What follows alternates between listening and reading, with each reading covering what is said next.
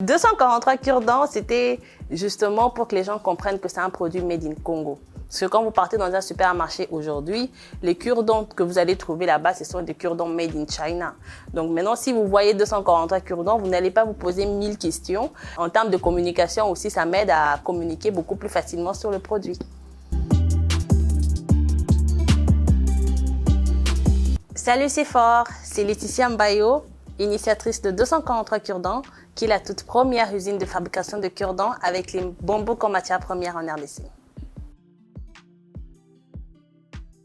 Je me suis lancée dans la fabrication de cure-dents parce que c'est quand même un secteur qui est peu exploité ici en RDC. Lors d'un networking avec des amis, on parlait de choses que la RDC a importées et parmi ces choses, il y avait les cure-dents. Je me suis dit, mais comment on peut avoir la matière première en abondance et importer des cure-dents?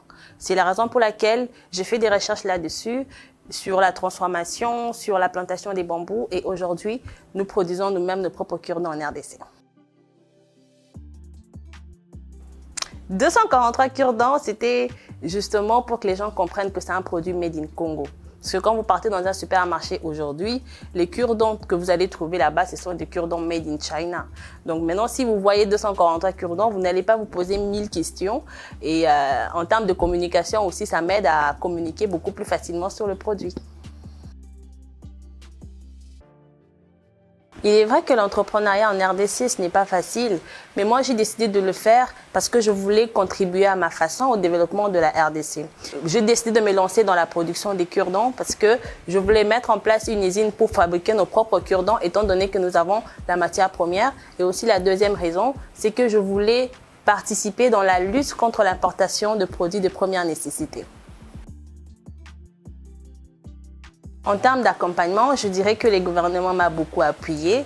Il y a l'ANADEC pour la formation, le FOGEC pour le financement de mon projet, l'ANAPI avec l'agrément au cours des investissements pour le dédouanement de mon conteneur et aujourd'hui avec l'ARSP qui nous a donné l'attestation, qui nous donne accès au marché des sous-traitances. Nous utilisons les bambous comme matière première parce que c'est plus durable.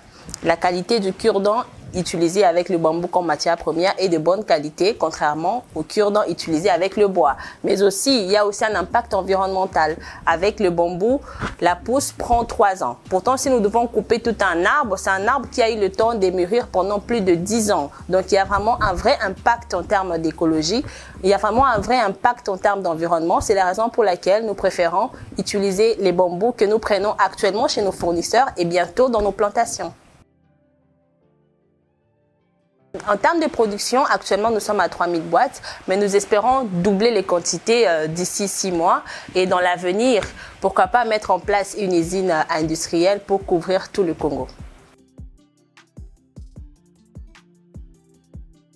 En termes de concurrence, nos concurrents sont les importateurs parce que les cure-dents qui sont vendus en RDC sont importés. C'est vrai que nous avons beaucoup de travail à faire en termes de communication, mais je suis sûre que les Congolais vont consommer Made in Congo et donc ils vont acheter chez moi.